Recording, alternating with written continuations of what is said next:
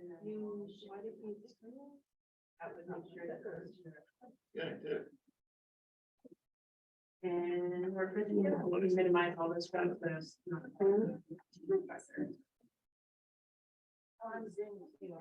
Yeah. Yes, ma'am. all set up. And then we'll just make sure her clicker's right. No. Is that your? Oh, yeah, I was just. Oh, sure.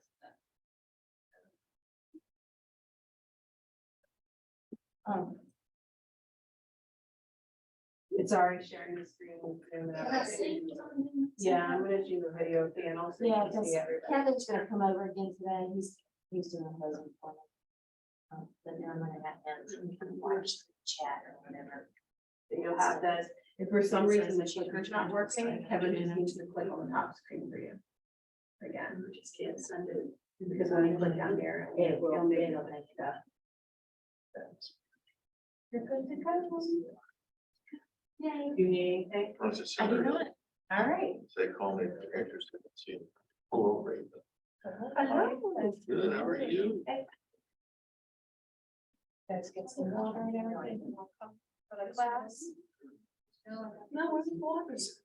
Over in the front with Melody. Okay, I'll do it.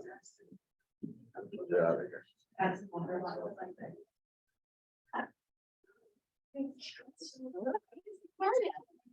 Great, how are you?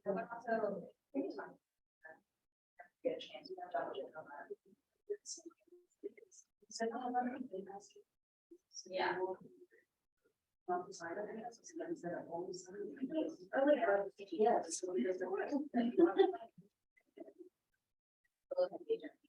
Yeah. Then she said.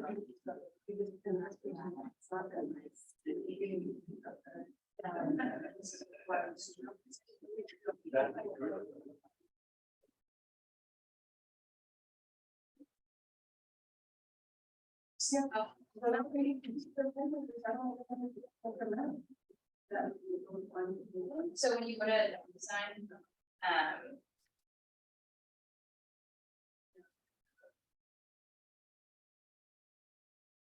Through multiple phone calls and you.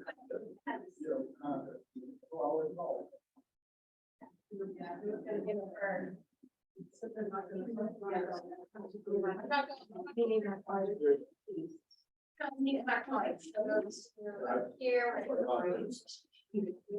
got it, yeah.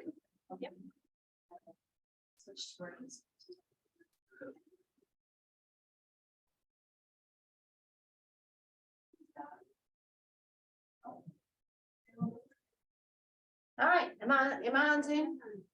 Yes, you are.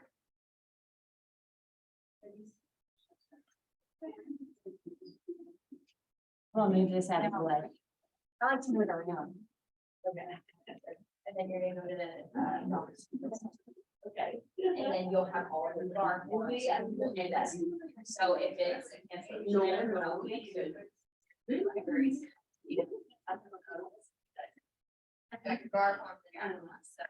Go to. That should wait for you to come. All right, thanks for those of you who are joining us on Zoom. I'm Kern Schwartz with the County and Sorahan. Kevin Fano is going to be here. He's in a closing for me right now this morning. He's one of our associates, and he works in our Kennesaw office. So for those of you that are on Zoom, when he gets here, I'm gonna have him kind of monitor if there's any chat questions or any Zoom problems, so that he can help keep us all in the same loop. So before I start talking a little bit about me, just to get an idea on who's here, who has not had a closing yet? Anybody who's not had a closing? Okay. Welcome. Closings are fun. It's always an honor to do a first closing. So, we're gonna know if it's one of your first closings. probably, or you're a newer agent, you know, my pre-closers, just based on the questions that you ask and all that, we love new agents. But just let us know too. We're not gonna tell anybody, we're gonna make you look good, right? But we wanna make sure that, you feel like you know what's going on, and if we know it's your first closing, you know, they're gonna go into it. My pre-closure is gonna help you a little bit more, with kind of walking you through the process. So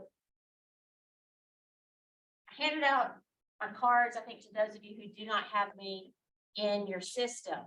I want you to, if you have not already texted me, Rod, I've got your number. Right now, take out your phones and put my contact information in there. So my office number is 770-740-7550. And during business hours, right, email is the best way to reach me. If it's a pre-closing question, you know, call my office. I have a great staff.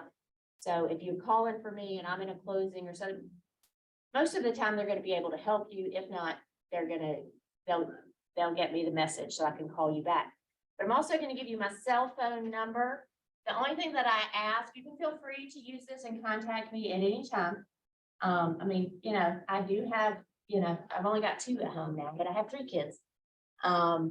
And so I'm not as fast on the weekend, and there's some stuff that I can't do from home. But if you're out writing a contract and you have questions, you need help, absolutely text me. And you know, I will get back with you. So my cell phone number is 404-931-6168.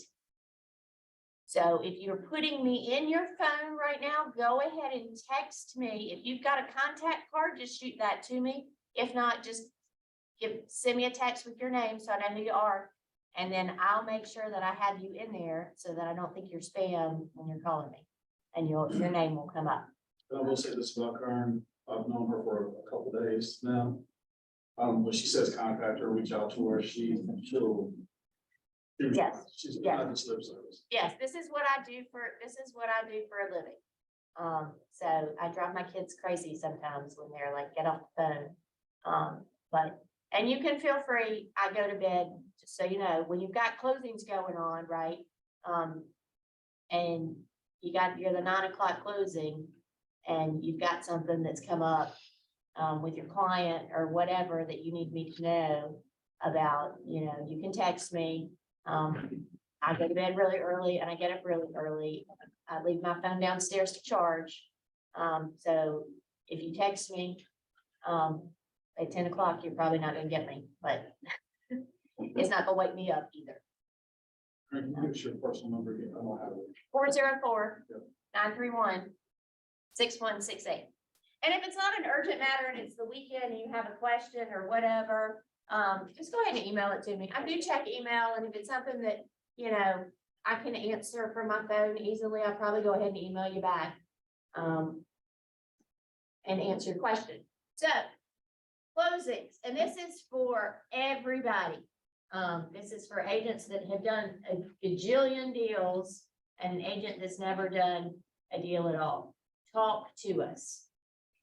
That's what we're here for. That's what we do. If you have questions, you know, you are, and I get that all the time. Like, I feel like I'm bothering you. You're not bothering me. This is what I do. So if you're seeing it, I've probably seen it. And if I haven't seen it, I get really excited to handle something new I haven't seen. Your main contact is going to be pre-closing. Okay. So while I always invite you to, you know, send me contracts, I'll get my office to set them up. We do have a title order inbox too, and that is Don't worry about it with if it's your first deal, but that's also on our website. If you look at our office locations, our title order inbox is on there. My whole staff has access to that. I look at it almost every morning unless I have a closing that I'm walking right into. First thing I do when I come in is I look at that title order inbox to see, if there's anything that's come in, anything that I can answer, or those kinds of things. Your contracts go there, your requests for legal descriptions go there. And then once you get, so right now I've only got one pre-closer. So I've had up to 3. So just depending on the volume, but my key is my pre-closer. So when you send a contract to that title order inbox, he will set it up in our system. We'll tell you that we've got it, same day. But it might, depending on when it comes in, what he's got going on, it might not get opened until the next day. But once he opens the file, he'll send out to both the buyer's agent and the seller's agent an introductory email and tell you, what to do next. So don't sit on your contracts. Okay, if you have a due diligence period, we're seeing those again. Isn't that nice? You have a due diligence period. Don't wait until the due diligence period is over to send us the contract. Go ahead and send us the contract.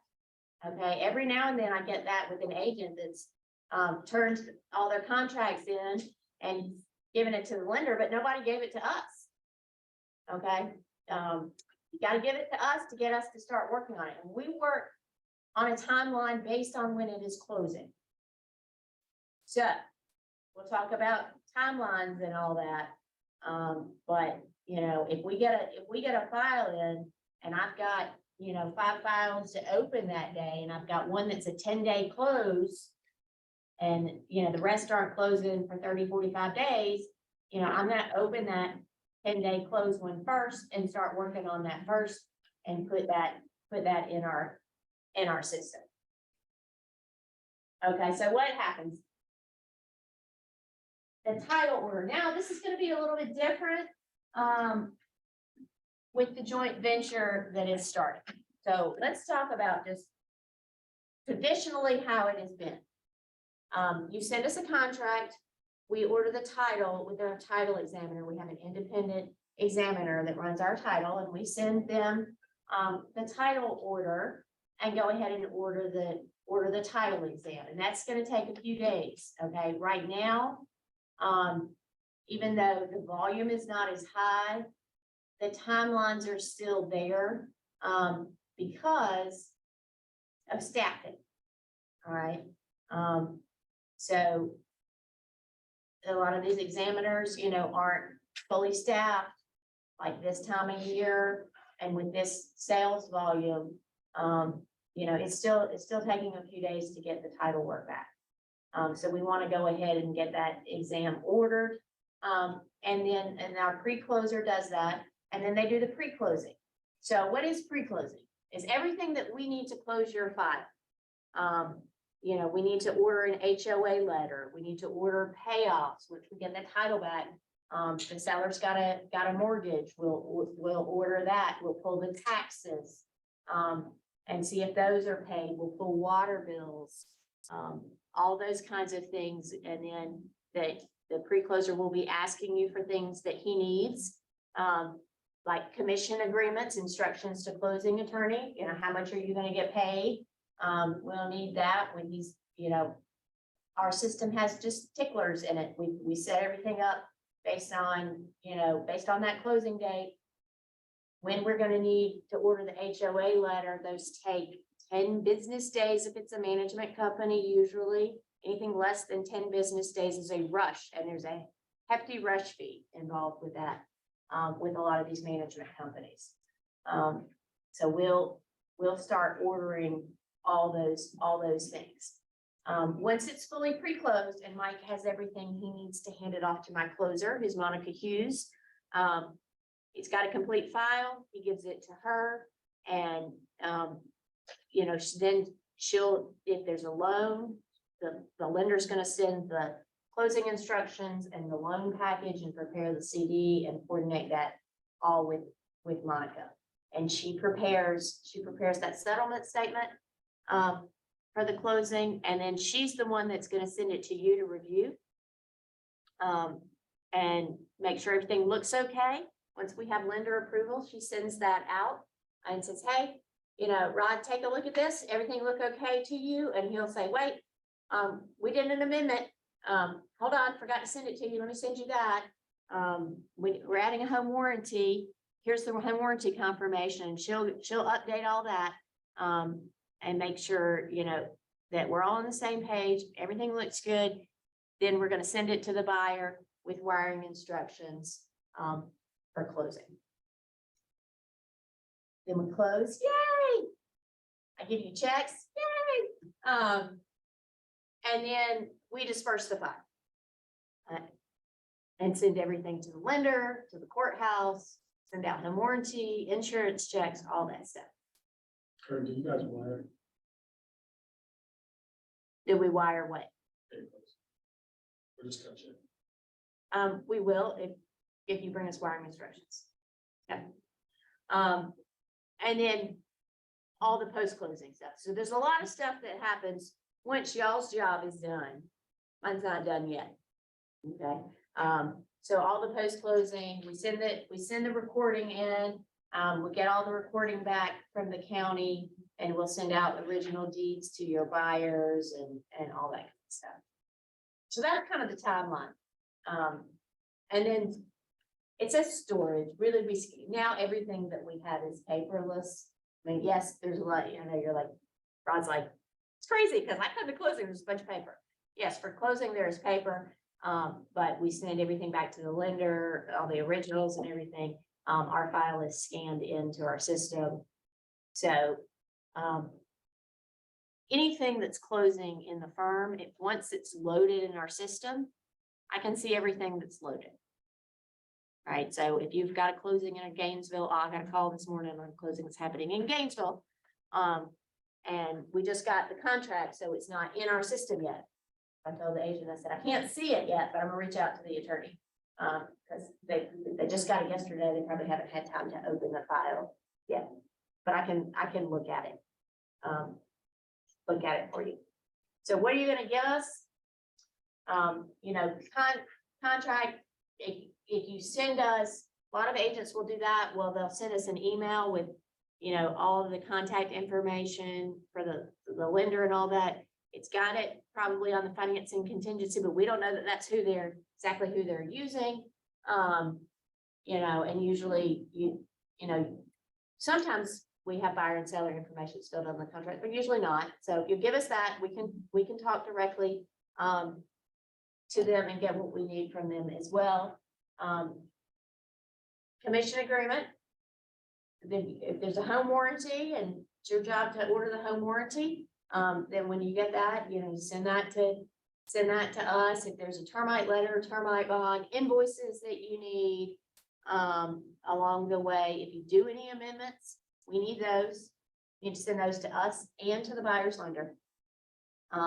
Make sure that everybody's got those. Because a lot of times what happens, like I mentioned earlier, maybe we have the amendment, but the lender didn't have it and they're preparing their numbers and we said, then we'll send it to them. Right, but it's going to speed up the process for everybody. If you send that, go ahead and send that to both so that it can be reviewed. HOA contact information. So normally, if there's a CAD, it's filled out in there, not always, but normally, yes. So we'll see that. We get it set up. We know who the management companies are and most of the neighborhoods and all that. So we have that. If it's not on there, or it's not correct, we'll be contacting you to help us get that information from your sellers. So let's talk about the joint venture a little bit. It's still the same procedure on your end. So you'll send us the contract, right? If we see that ABAD in there, that's done, we're gonna send that to the joint venture.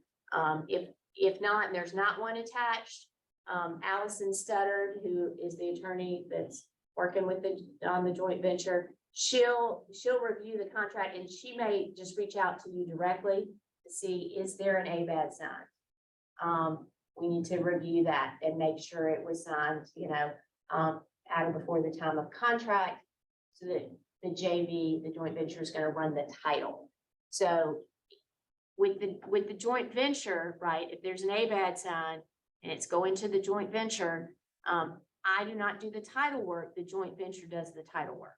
But I'm still the settlement agent, still the closing attorney, and we will coordinate with them. They'll run the title, they'll send that to us so we can send it to the lender. So it's an extra link in the chain for us, but really for y'all, I don't think you'll notice any real difference. Okay, so your contracts, this will help you, okay? We order the title based on what your contract says, okay? So we'll see this a lot, like on a cash deal, right? The buyer is John Smith. Well, John Smith signed it, but really he wants to buy it's his LLC, and he's the sole member manager of his LLC, right? If he's on there individually, we got to update all of that. You're going to have to do an amendment, changing the buyer's name. Same thing with the seller, right? If it's ABC LLC and John Smith just signs it individually, we order the title, it comes back in the LLC, and now it's a few days later, and now we're having to reach out and say, wait a minute, this is titled in the LLC. Is John Smith the manager of the LLC, member of the LLC? We need the LLC docs. You want to sign your contracts correctly. So if you're dealing with an estate, it's titled in a trust, it's an LLC or corporation, reach out to me and I'll tell you exactly how they need to sign. May I interrupt real quick? Public service announcement. Thank you all for your tremendous patience over the renovation. It's gonna get loud in a few minutes because they're gonna be banging some solid surface countertops into the wall over here. So I apologize if it gets really loud, and it feels really warm in here. So if you need that on for some air, go for it. You know how to use it? Want me to do it for you? Are y'all okay? Fine. You're good? All right, well, on button over here, easy. You're It's smart. looking beautiful. We just need it done. You're close, you're close. All right, thanks, Robin. If property's titled in a trust, right, you want them to sign correctly. Now, I get this question a lot. There was a name change, okay? Jane Smith bought the property when she was not married, and now she's married, and so she's changed her name. How am I gonna have her sign?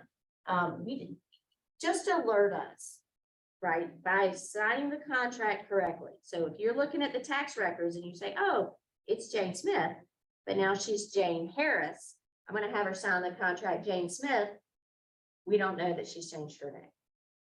So that's when you're gonna use now known as, formerly known as. Okay, so she would sign Jane Harris, her name, that's her legal name now, Jane Harris, formerly known as Jane Smith. Okay, so that will prompt us to go ahead and ask, what was it? Was it a divorce? Was it a name change? Was it a marriage? What do we need to ask? And we'll get the title back. We know it's the same person already. We'll ask those questions. We also ask those on the buyers and sellers information sheets, are you separated? Because we need to know if there's a pending divorce, married, divorced, all those kinds of things. Powers of attorney. Okay. if Jane Smith is signing for me under power of attorney and she signs it Jane Smith, title's gonna come back Kern Schwartz, what's going on? It's gonna be Kern Schwartz by Jane Smith as her attorney in fact. So the LLC would sign their initials and the LLC name by the officer, is that how you do it? Yes, so let's say the seller is ABC LLC. Your seller's name is gonna be ABC LLC.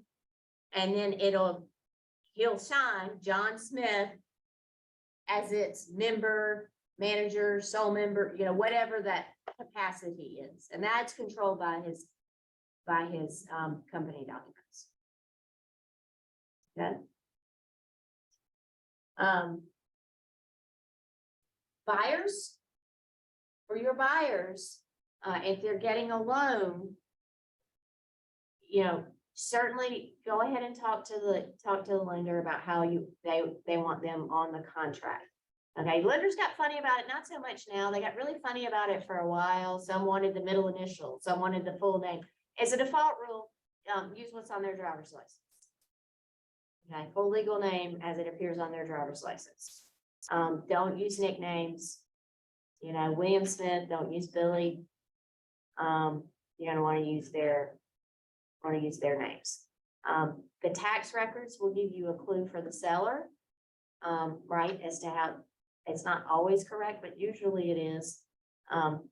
Who's on the title, look at what the tax office has.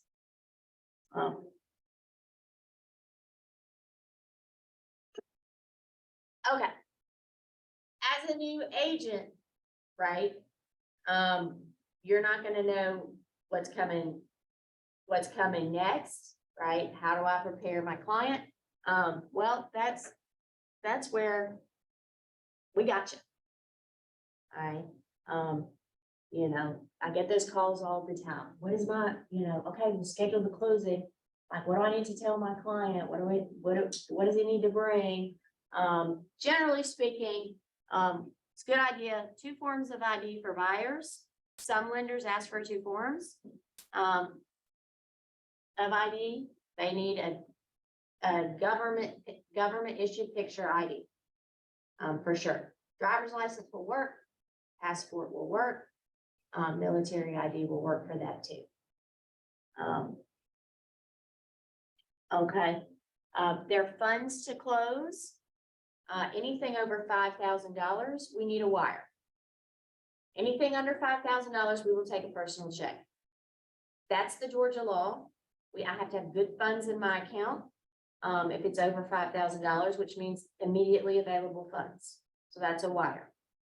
Okay, every now and then I get somebody that wants to give us a check or a certified check, and that's fine, but that check's gonna have to clear before the closing. So we want that in advance of closing, let that check clear so that we can close, but everybody's kind of used to wires by now. We do not ever email wiring instructions. Do not forward wiring instructions. You're not going to get an email from us about wiring instructions. Our wiring instructions do not change. It's in the contracts and everything, but really you want to talk to your clients. Don't email that. Don't have them email it to you. Nothing with, you know, private information, socials, any of that business. You know, we will send that to them. And now we have a system, it's called BotDoc, and it's a text. Right? We don't even email them anymore. So it'll come as a text and we'll send that straight to them. We do not send it to you and ask you to forward anything to them at all. It will be to an account in our name. So I get lots of questions about that. Like, when do I need to send my wire? Okay. A lot of people send it that day. So if it's an afternoon closing, you know, they might send it in the morning, and that's fine. It's probably going to be there. For a local wire, usually I tell people it's a good idea to go ahead and send it the day before the closing, because it does take a little while to process, right? And they're probably going to have to go into their bank. Some banks will allow them to initiate a wire online. Most do not. Most you have to go in person to the bank. If you ever hear your client saying they're sending it out of an investment account or something, that's a whole different procedure and they need to do that in advance. So, let them talk to us, their lender, their banking institution, to get that money to us on time. What if it's a large amount, like a 20% on a conventional loan that's a significant amount, $800,000 loan? Would it be able to go on the same day, or does it have to be done in 2 different transactions, multiple transactions? The wire. That's up to their bank. As to what their wire, some you can only send so much money a day. And they need to talk to their bank. And, they don't need to do it, 2 months before the close, but yes, do it in, well before the closing. So that they have an idea of what they need to do and they can schedule for all of that. Like, we'll talk about scheduling, but it just amazes me too, like people will come in and be like, well, I need to be out of here in 20 minutes. Or I've got, it's a 12 o'clock closing. Well, I have a 1:30 flight. Yeah, you're not gonna allow time for it. I mean, we expect closings are gonna take about an hour. The signing part of it does not take that long, but it is a process. So expect at least an hour. And I say usually, you want to allow for a little bit more. What about earnest money? Is it written in the closing of earnest, or how is earnest money? So it depends. All right. So if the office is holding earnest money for your buyer, right? And you have a pay at close, you have a DA, a disbursement authorization. Do y'all know what that is? So that's where I'm writing the checks straight, just like you were having Lee write your check to you and you bring it back to her. If you have a pay at close, this is Kevin. Say hi, Kevin. Hello. Then you're gonna send me the pay at close. Okay, send that to us in advance because we'll go ahead and we have to input. So let's say you've got 5 checks that are being written out of the commission. If you hand it to me, at the closing table, when we're all done signing and all that, then we gotta go, and it just takes a little longer. So go ahead and send that to us. You're using a DA. When you get that, email it to us. We'll have those checks all set up and we'll already know that we need earnest money. Monica, my closer, is really good about reminding people when there's a pay at close. If the office is holding the earnest money, to remind y'all, hey, don't forget to bring the earnest money. So they'll email it to you or put it in command or however that comes to you now. But you still got to come pick up the check and bring it to me. If you forget the check, it is okay. It is not the end of the world. When you get to mom, just say, hey, I didn't get the check. So sometimes it's ready. And it's here and I'm coming over for like a class, if you were my 9 o'clock this morning and I needed your check, I'll say, well, I'll just pick it up from Lee when I get there. So the earnest money is never wired from our office to you. It always is in a cut check. For the most part, yes. I have had it wired, but yes, for the most part, they're gonna cut you a check. Because I've used the closing attorney And sometimes, yes, sometimes in transactions, we already have the earnest money because we're holding the earnest money. So yes, if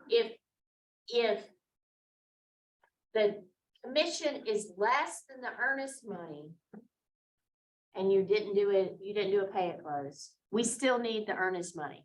We either need the whole thing and we'll cut the commission check back or the difference between the two. Okay, if it's your personal deal and you're not taking a commission and you're the buyer, you're gonna need to tell Lee and so she can cut you the earnest money because we need that earnest money.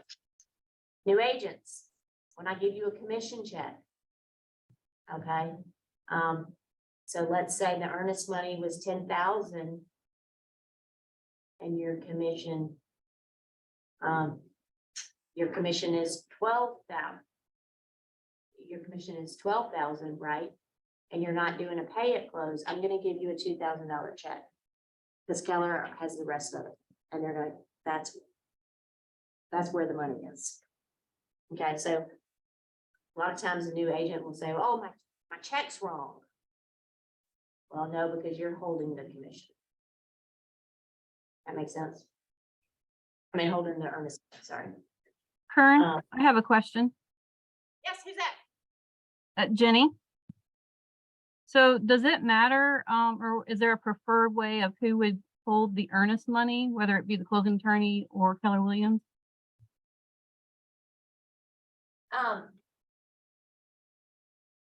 Well, that's it, Jenna's in here. I mean, I would think probably if there's a preferred, I mean, y'all would rather it be Keller Williams, right?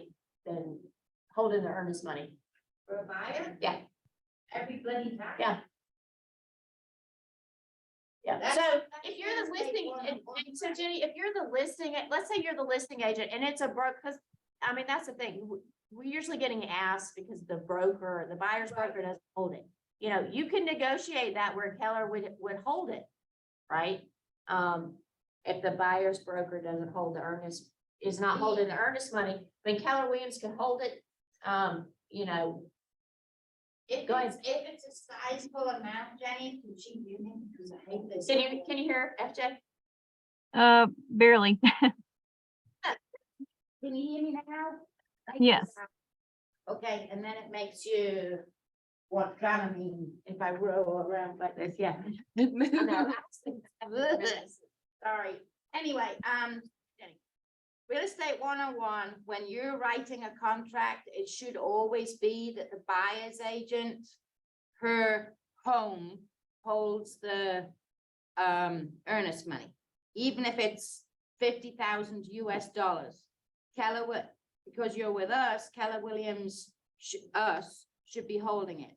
Now, that deviates if it's a builder or foreclosure, where there's a higher entity, they will 9 times out of 10 require that the builder holds it. If it's a foreclosure or bank-owned property, they'll ask you, or they can't require, but they can tell you that it should be held with Kern, because that's who they have dealings with and that's who they're comfortable with. So, but like Kern said, if you're the seller and it's a little company that you've never heard before, and it's like, you know, Mr. and Mrs. Buyer's agent and a broker working out of someone's basement, which there are still companies like that, I would definitely say as the seller, listing agent, you hold it here. And the reason is, it's not we're being awkward. Do you know why that is? No. Okay. Oh, well, yeah, go ahead. Because it's easier for us to fight for you when things go down the toilet. If we're holding the bag of tricks, it's easier for us to fight. If it's gone to Harry Norman, if it's gone to Sotheby's, they'll be very quick to say, okay, sorry, bye-bye, it's gone. And it's, yes, I mean, it's up, whoever the holder is, right, if there's a dispute, and the contract terminates, the holder is the one that gets to make the decision. Yeah. About who it goes to. So that's why we try and keep it in our pockets. As a default rule, if you have one of those special circumstances where it's actually going to be O'Kelly and Sorahan holding the earnest money, we will do that. You have to use the F510 and send us the 511 completed.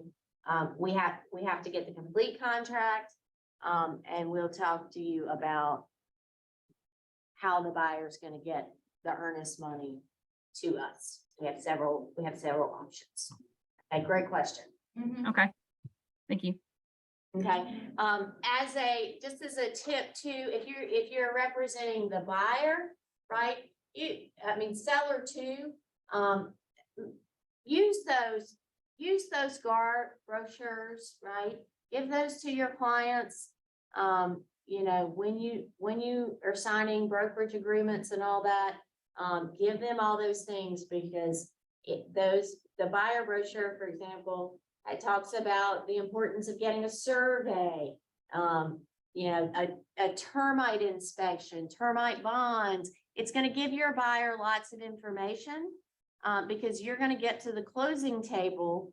And I have a form, right, that says, we didn't do a survey, Mr. Buyer. Your lender did not require a survey. We did not do one.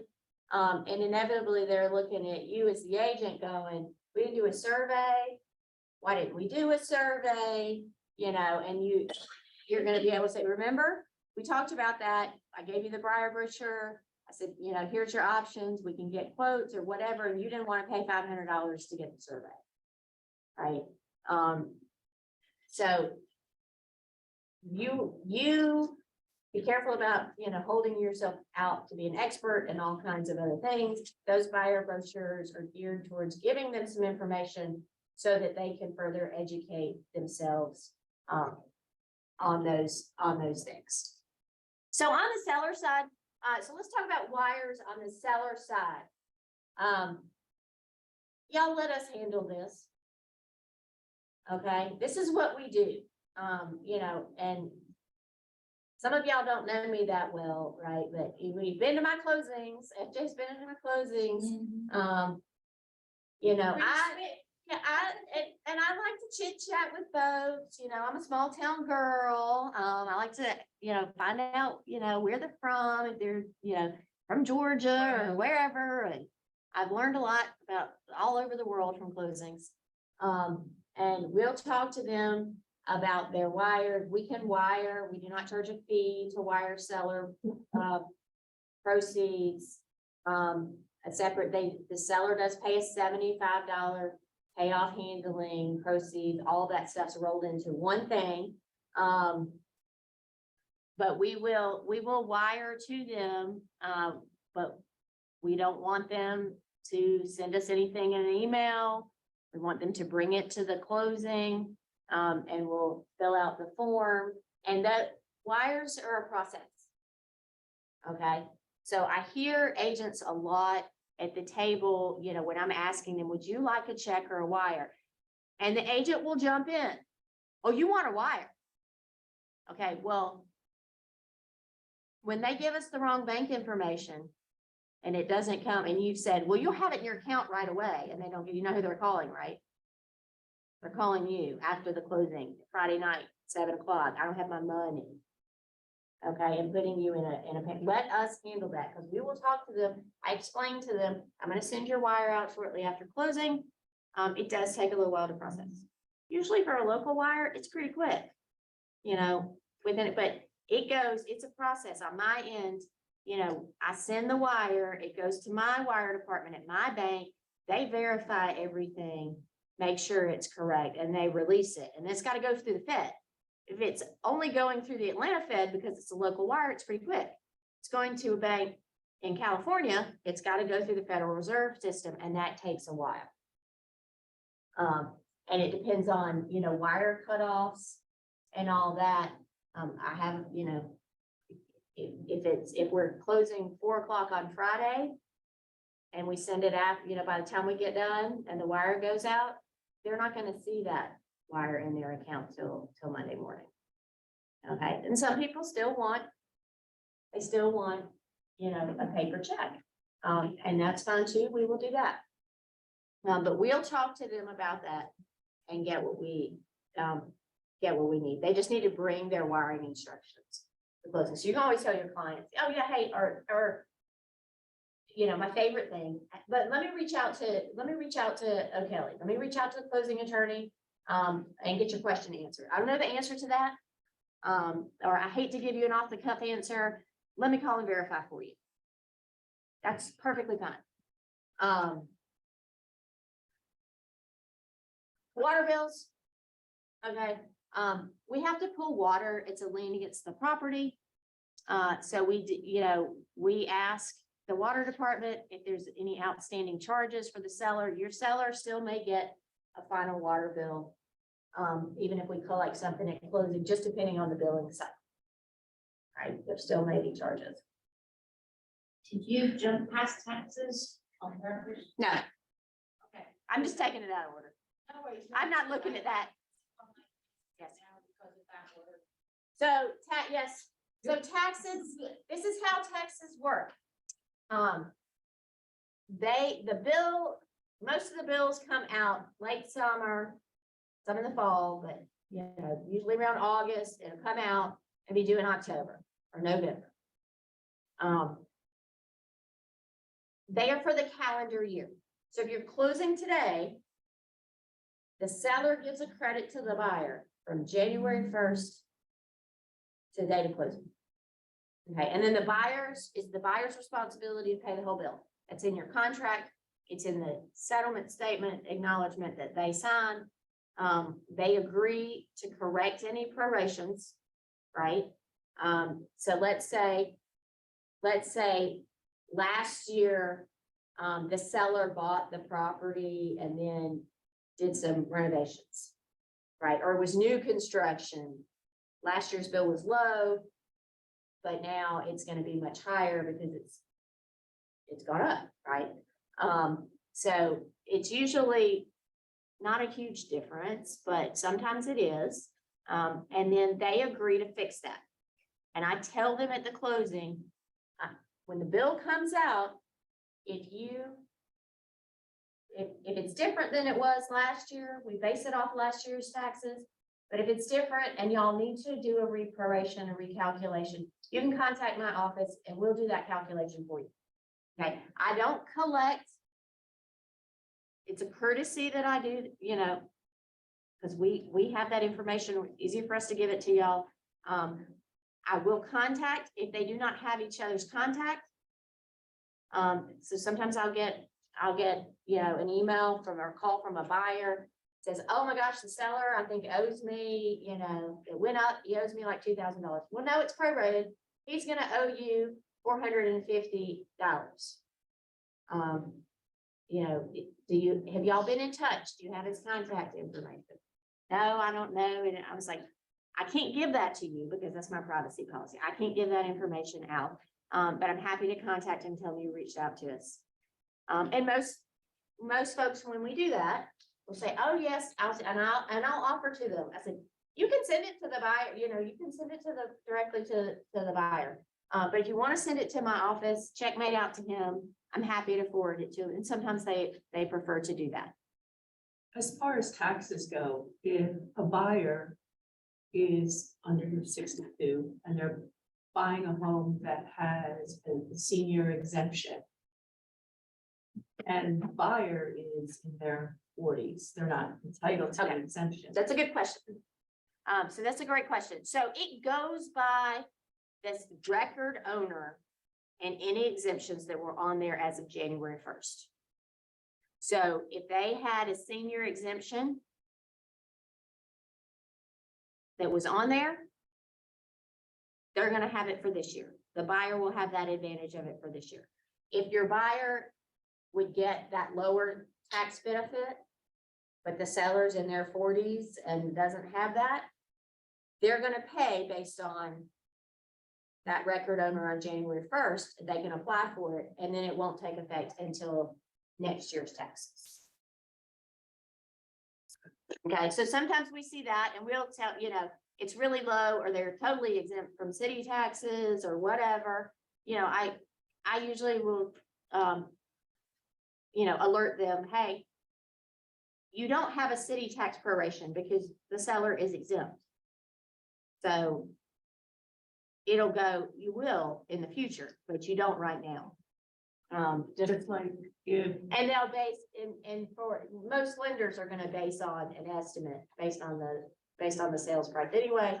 So for their escrow account, if they're getting an escrow, but if not, so where it really is critical too is cash. I really, try and stress this with cash buyers, to say, hey, it's your responsibility to pay the bill because it's not being paid out of an escrow account. And I had this post-closing in the last week.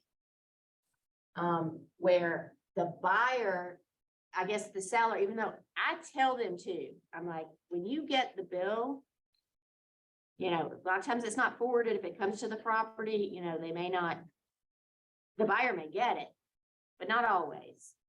So if you, Mr. Seller, if you get the bill, please send it back to the buyer. You know, Mr. Buyer, it's your responsibility to pay it this year. And I'll tell the buyers, hey, you know, it will also be available online, so you might want to put an alert to go in and look for it to make sure it's paid so you don't have a late fee. But I had a seller that contacted me because then they got in January a notice on a property for last year's bill. And that they were filing a lien, a tax lien, so that it hadn't been paid, and now there's penalties due, and they're getting ready that the county's getting ready to file a lien. And the seller was all outraged that we did something wrong. Why is this still coming to me? And I explained, I said, no, it comes to you because you're the record owner on January 1st.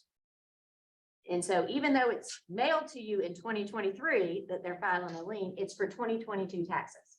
The county will update it this year. Fulton County will not change that until they start sending out assessments for the next year. I know, frustrating. Okay. If you have last minute amendments to, like, please let us know. Please let us know that, because any changes to the settlement statement too, even on the seller side, have to go back to the lender, and that's a little bit of a process. So just keep us in the loop. I already talked about good funds. I already talked about that. But folks, you gotta come to the closing and sign it. It's not DocuSign, you know, so I'm still amazed at how many people will say, well, I just want it. Can't you just send me the documents? I can DocuSign them. No, you gotta come to the closing. If not, you gotta use a power of attorney. If they're not located in the state of Georgia, there's some extra steps involved in doing that and getting the documents executed and all of that. So stuff happens. We almost delivered a baby in a closing one time. I get it. You know, somebody's got to go out of town. They've had a death in the family. They've had an illness. We need a power of attorney, all that. Let us know, let us help you do those things. Okay.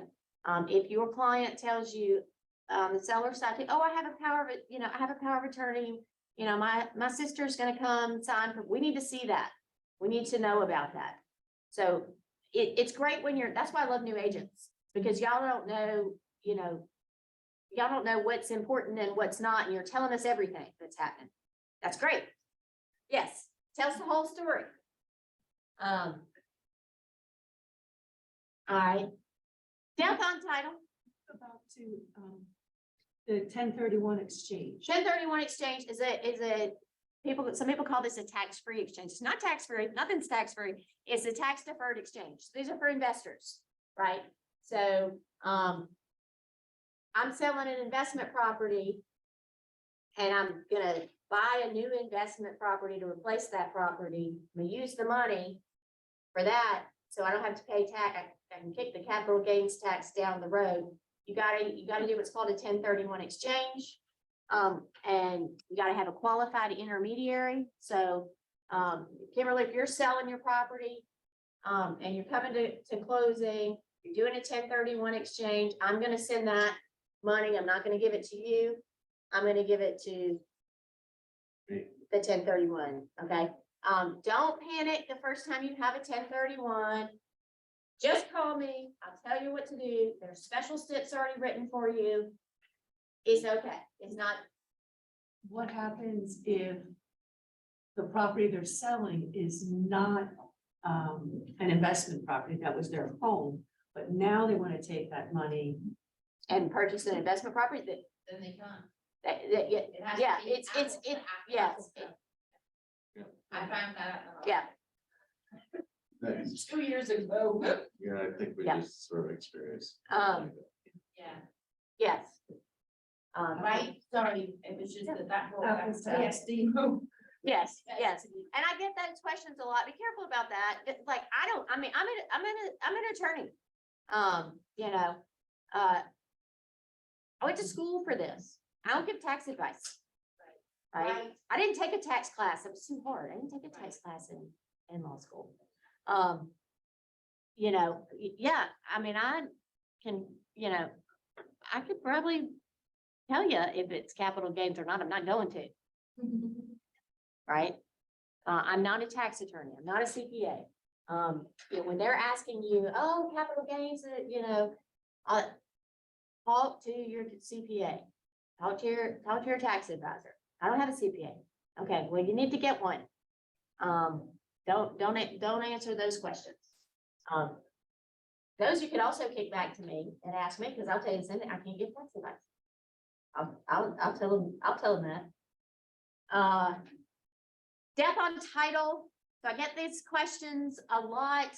Oh my gosh, somebody died. Okay. If they were joint tenants, we have to look at the deed. If they were joint tenants with right of survivorship, title to the property automatically passes to the other. All we need is a death certificate. Okay, the surviving owner will sign an affidavit at closing. That's all we need. If they were not joint tenants, okay? FJ and I own a home together because we're good friends and we decided that was a good idea. Yes. Okay, and I pass away and we weren't joint tenants. My estate has an interest and she has an interest. Okay. We will look at it and see, depending on the circumstances. In most circumstances, we need that estate probated. Administration, there's an administrator appointed, or if there's a will, petition to probate the will, and the executor is appointed. And that's the person who's gonna sign the contracts. So usually as a listing agent, we need to have that conversation at the listing phase.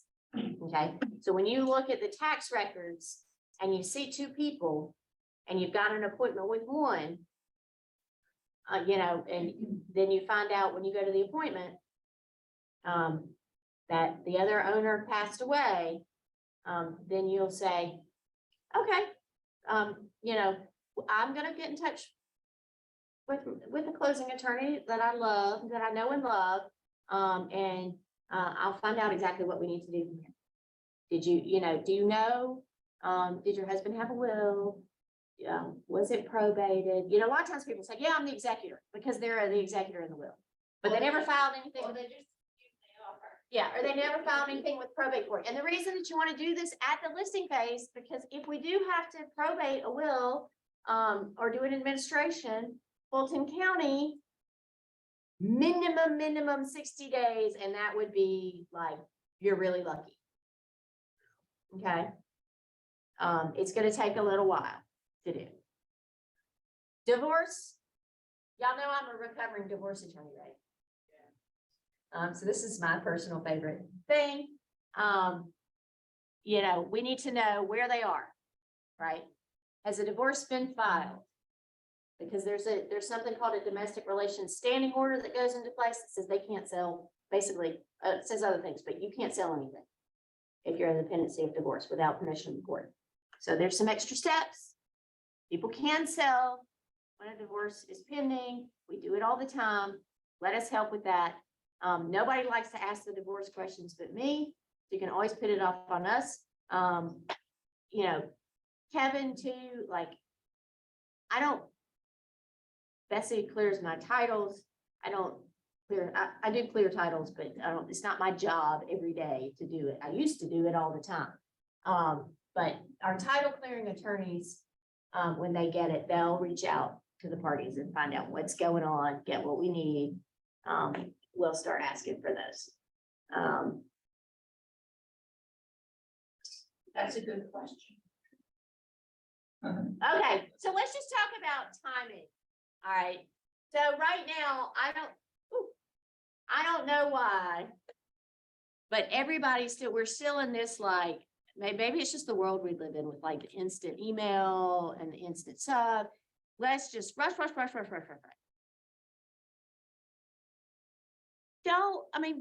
Don't just do it because you can. I say this to my kids. Yeah, you know, is that what, I mean, if they got 60 more days after the closing on their lease, you know, and they're like, you know, talk to your clients, talk to the other agent, right? If we need to do a closing quickly and it's rushed, but again, if it's got HOA on it, I get those texts all the time on the weekend. Hey, I have a cash buyer. You know, can we close next Thursday? No, because it's Saturday and we won't even have it open and the title ordered and all that kind of stuff. Does it have HOA? Yeah, it's got HOA, you know, is it a management company? Yes. Okay, well, you're looking at it. I mean, we can close it earlier, but there's gonna be a rush fee involved. It's a process, getting payoffs and everything. It's a process. And it also depends on the time of year, you know, a little bit easier now. But when it's like super busy, let's hope it will be in July. You know, there's more volume, it's more difficult. So think about it when you're doing your contracts. Do we have a federal holiday in there with your due diligence? In the contract, if you put a federal holiday on the closing date, it's the only thing that automatically moves to the next business day. Okay, so I get that a lot. I get a contract, they're getting a loan, you know, it's MLK Day. You can't close on that date. Look at your calendar too. You know, and it just depends. We're getting back a little bit more to what it used to be when I got into business, where Fridays are like, this Friday's really busy. Where Fridays are the busy closing day. And I get that because everybody wants to move over the weekend, right? I used to say close Wednesday was my favorite day, but now because of the TRID and the 3 days that the lender has to close on Wednesday, they have to disclose on Friday, which are typically busy. So I'm like, I like Thursday. I mean, you know, if that works with everybody's work schedule and all that, you know, close on Thursday. And then if you have an issue, right, a repair or something that wasn't done, something that happens, you still have another day if they're trying to move in, right? If they're, you know, but like, if you foster that kind of thing too, with your clients, that we can handle it. We can handle anything, right? Use us expertise, right? We can work around it. Like I said, we almost had it. We almost delivered a baby. You know, but look at those calendars. And I always say, as a general rule, it's better to close a little bit earlier in the day, because if you are waiting on a wire, and it may not be your client's issue, right? It might be your seller, where we don't have a lender wire and it's coming from California. Well, you probably don't want to do the 9 o'clock because we don't have the wire the day before. Banks aren't even open in California yet. So we'll kind of suggest that. I had a new agent years ago now, who's closed many with me over the years, brand new agent. And she says, I have a contract and I'm so excited. And she's like, I'm sending it to you and it will be the 31st, Friday, the 31st at 4 o'clock. Good. Do you have that open? Can we close it? Like, you can. I was like, if this were my deal, that's not when I would close it. She's like, no, we want the, okay. I'll put it on the calendar. And this happened like 4 or 5 contracts. Always like, I want to go ahead and schedule it. Can we have the Friday at 4 o'clock? I was like, you can. But if this were my deal, and finally she called me one day, she said, I have a contract that I'm writing. She's like, if this were your deal, when would you close this? Thursday. Yes, yes. And now I feel that way about Monday mornings. I mean, I like it. I love a 9 o'clock closing. I'm an early riser. I love a 9 o'clock closing. But it's probably better really to schedule, I like 10 and 2. Because that gives you a little time in the morning if you got some issues, doing a walkthrough, whatever. A lot of people schedule at noon. And then somebody gets delayed, they're flying in for the closing and they're late. I had that happen to me a couple weeks ago. Now their plane's delayed and, then everybody's hungry. But I'll help you out with that. Most of the time it doesn't happen. You're in and out in an hour. But if that does happen, sometimes they were waiting on a wire or something and they were the noon closing. I know they're hungry. I say, why don't you, there's lots of places. Here are the places I suggest that are right here. Why don't you grab something to eat? Because it's probably going to come in. If you sit here, it's going to take 3 hours. If you go across the cookout, I'll get it when you're in the parking lot. That's just what happens. So yeah, talk to your clients.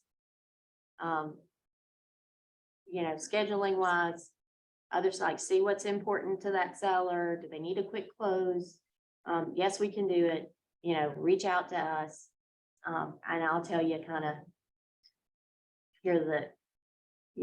here's the pitfall. Like, yeah, it should, we should be able to do that. No problem. We can do 2 weeks on a cash deal, whatever day, no problem.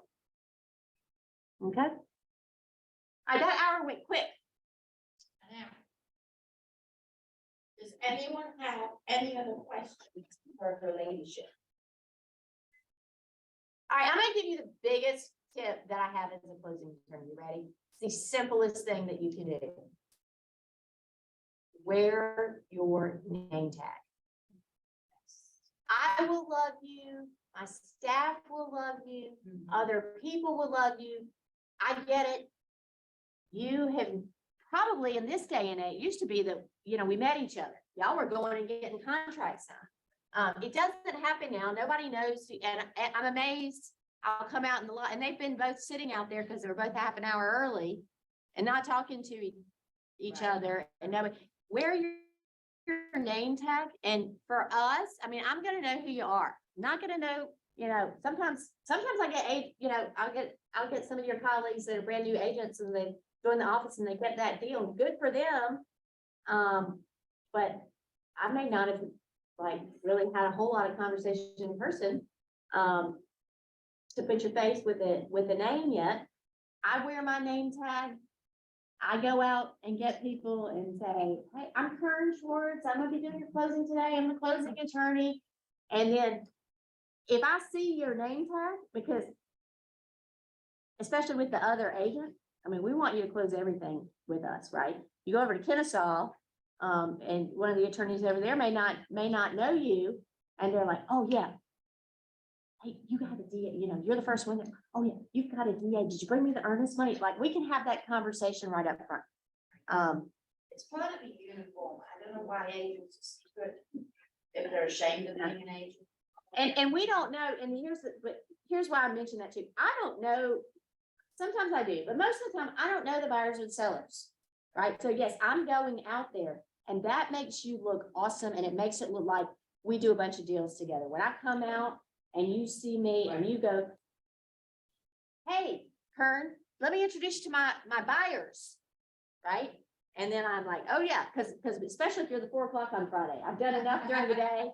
I say, you could line up the people that I closed on a busy day in the parking lot with 50 other people and say, half these people were in your office today and I could not pick them out. Right. But I can close somebody and 3 years later do their refinance and start talking to them and go, I know what you do for a living.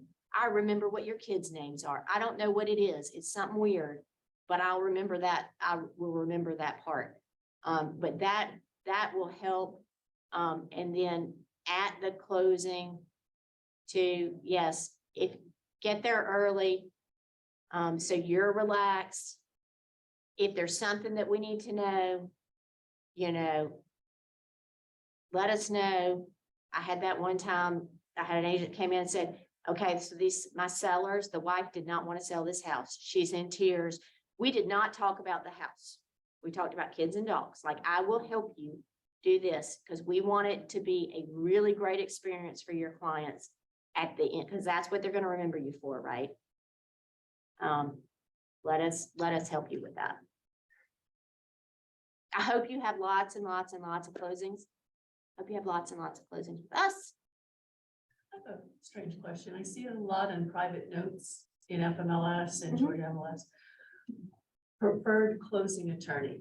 Doesn't the buyer? So I can argue that both ways, right? That's a great way to kind of have a conversation too. I've been doing this really full-time. I claim since 05, but I really started in 01. Okay. I was in Cobb. I've been in Alpharetta since 15. I've probably, if they do business in Alpharetta, I probably close them. If it's another company and they don't send me a deal, right? So you can always take that opportunity to say, you know, well, you've got the buyer, right? They're not paying any closing costs, you know. Oh, hey, have you ever closed with Kern, Schwartz and O'Kelly? You know, I use her all the time. Would you mind closing there? You know, I've talked to other agents before that I don't know her, you know, I'm up in Cumming. I've never closed with her, you know, I'm gonna give you her information too. Like, I'll talk to anybody, about anything, any opportunity. That's an opportunity for me to earn business from somebody else too. I'm gonna treat everybody. I'm gonna treat y'all well, but it's negotiated in the contract, right? So that's a negotiation. So yes, sometimes you see.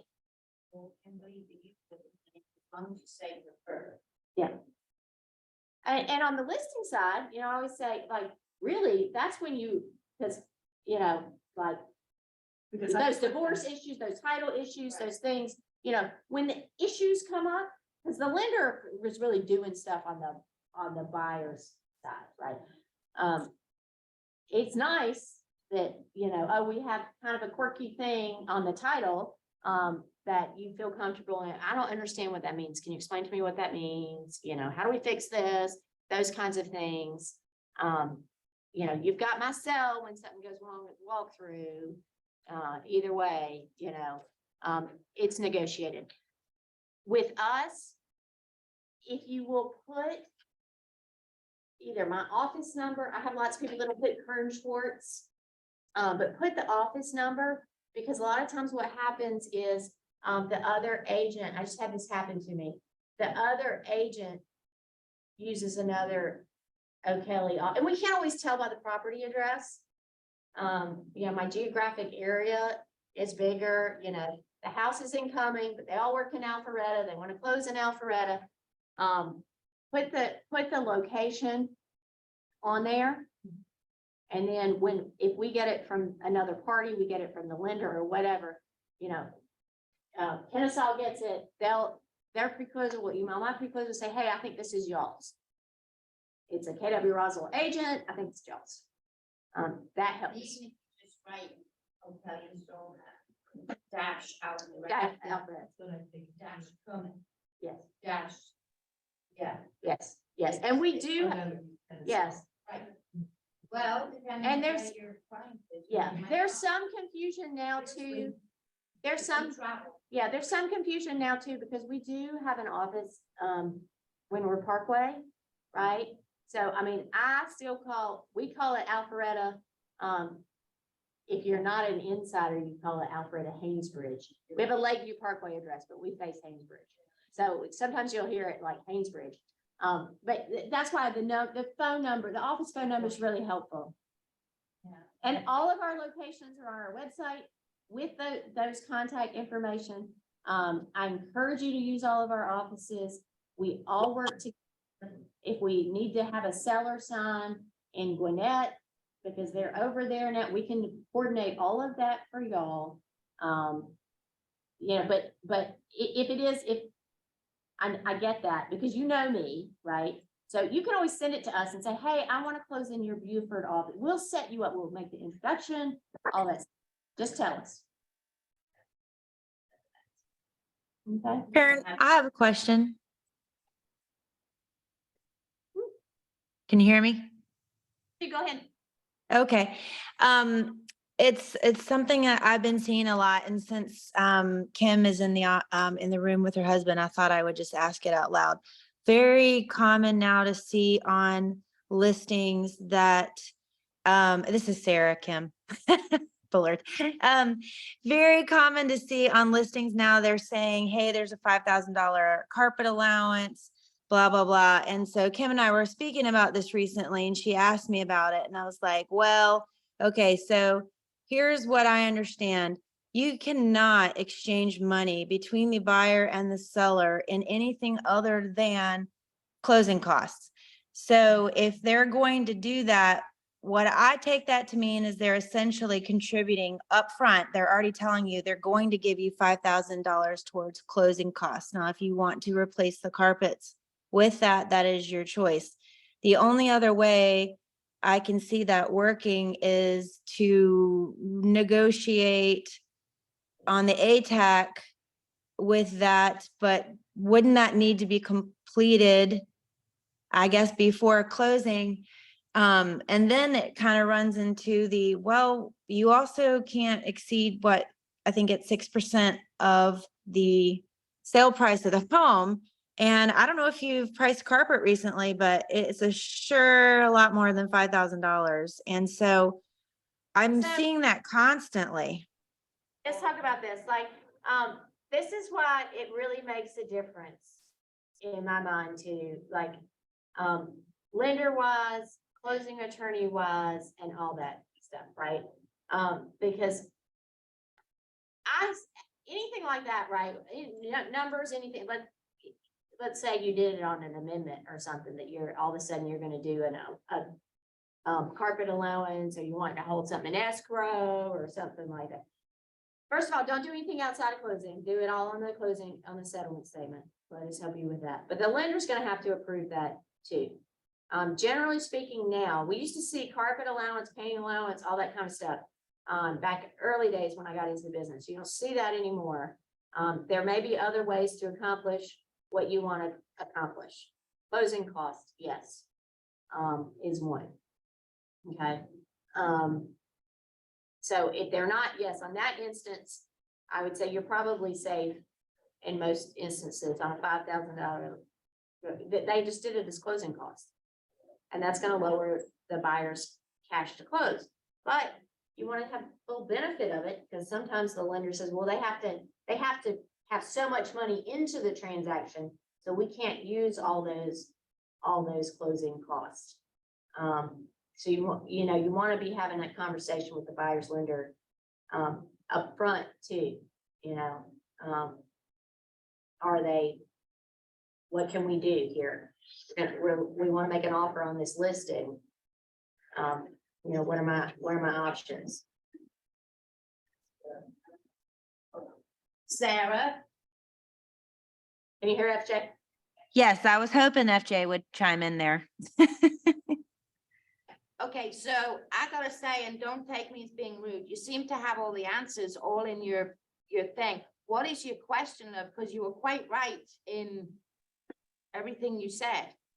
Okay, I so don't- my question is, when I see that $5,000 allowance, I'm not really sure what that listing agent is trying to communicate to me, other than we already commit to giving you $5,000 in closing costs.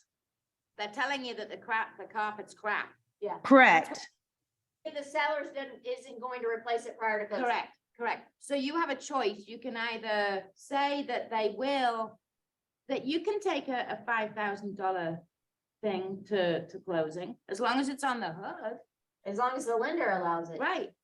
But I mean, I don't know why it wouldn't be But kind of but that normally much, but you lenders could like, reduce the sale it's price. really, now, it used to be, right, that we could, you know, we cut checks to like Home Depot and stuff Yeah. like that, that we can't do that anymore. No. For a number of reasons. But one of the things is that like all these big box vendors quit Mhm. taking escrow checks because people were coming in with fraudulent escrow checks. Right. So So if it was me and you saw that in the listing and you have your, and you're representing the buyer, Sarah, I'd be Mhm. picking up right away to the lender, yeah. no matter what And you day know, it it was. makes a and saying- negotiation on sales price, right? Yeah, So if it's somebody that's not like, cause that's the issue, right? Is it dollar for dollar, right? If I gotta put $5,000 worth of carpet in my house, and I'm a first time home buyer and I'm tight of my money, right? right. You know, a sales price Just off the racks. negotiation is probably not gonna is probably not gonna do me a whole lot of good because that's not $5,000. $5,000 off the sales price is not $5,000 In my in pocket, my pocket. correct. Correct. So yeah, so I would, if it was me and I saw that written down, I would call the lender and say, hey, the house is 450, 300, whatever. Is it okay if we accept this 5,000 credit as long as it's on the HUD? Or would you prefer me to offer less for the house? Let the lender help you out. Or do it as closing costs. Or And do how it as much closing closing costs can they pay? And the problem with that is that if the closing costs are really great for is a fix it, right? Because we put it on the settlement statement if the lender approves it. So yes, if there's a repair they were supposed to do, they didn't do, and well, we'll do it ourselves, but you're gonna give us $1,000 credit. If you max out the closing cost in your initial negotiation, you don't have the room for that.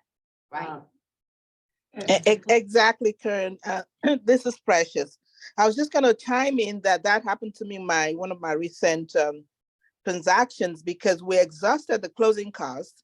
The seller would only allow a certain amount, which is 21,000, and all of the concessions from the lender would only allow up to 21,000, whereas the seller still had another 4,000 in concessions to give my client. And we had exhausted everything to buy down, to closing costs and all of that. So the only choice was to reduce the purchase price. Right, yeah. So sometimes you have no choice but to reduce the purchase price. There's other options, right? But yeah, we represent the lender too. So I have to tell the lender if there's any money being passed. And the way that I tell the lender that is on the settlement statement. So protect your license, don't be involved in things. Don't be handing checks across the table, right? Like if you have some sort of issue, especially after, your amendment to address concerns or whatever, and you want to put something on the settlement statement, you should be talking to me, you should talk to the lender, and let us help you with that.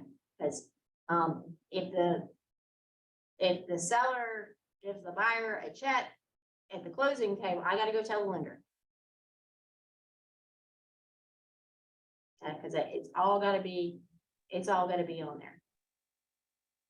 Thank you. To be on the closing statement, even if the agent is doing it. And you want that too, right? I mean, yeah, and I'll give you the example right now of, because I've been having it kind of crop up again, but the seller agreed to do a certain repair, and for whatever reason, it can't be done.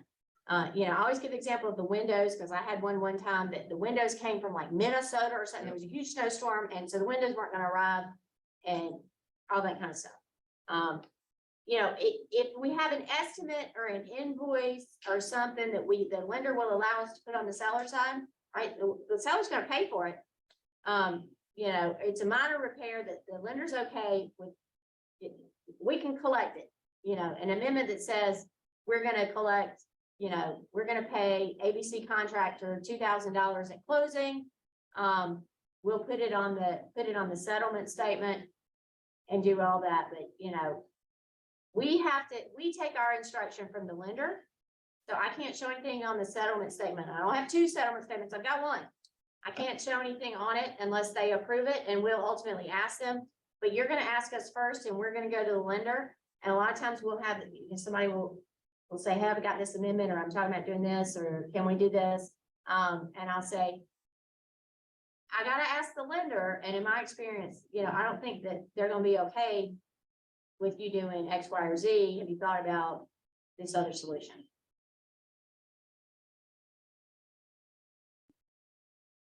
Okay. I see folks, I'm happy to stay, but I see folks out there we can do it. Wait, do we have another class right behind this? She definitely did the universal watch point. Oh, got it. Yep, we gotta go. Thank y'all so much for coming. Did you text me? Okay, awesome. I have a quick question, please. Go ahead. The recordings, where can I find the recordings? I'm new to the agency and I'm just trying to go back and be able to listen to the recordings. Anybody, where did she find the recording? Contact Raven. Contact Raven. Okay, thank you. Thank you. Thanks, Kern.